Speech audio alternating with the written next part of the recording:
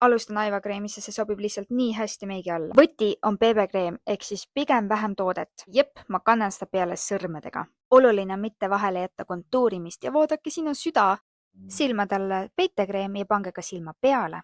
Tee kõige lihtsam kontuur, lihtsalt tõmbad riip põsesarna alla. Mulle meeldib pintslit ühendada meelekohtadesse. No paneme ikka ohtralt põsesarna peale kreem ja põsepuna. Natuke nina juurele ka.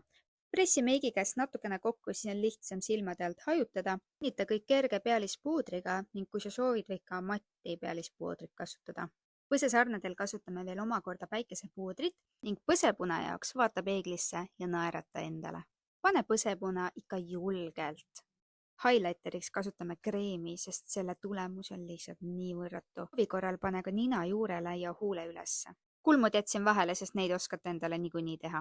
Laumeigiks kasutad täpselt samat päikesepuudrit, Bondi bronset ning loomulikult lisa laugude keskele või üle terve lau glitterit. Nii paistad sa juba väga kaugele ja see jääb lõpupildile väga efektne. Lisa silma sisenurka natukene tavalist puudrit ning tee ka silmalainer, kasutades silmapliiatsit ja vali silmatooniks pruuni. Värvime ripsmed ning soovi korral võid lisada ka tutikripsmed. Ribaripsmed selle meigi juurde ei sobi. Teeme nuudid huuled ning ongi lõpumeik valmis.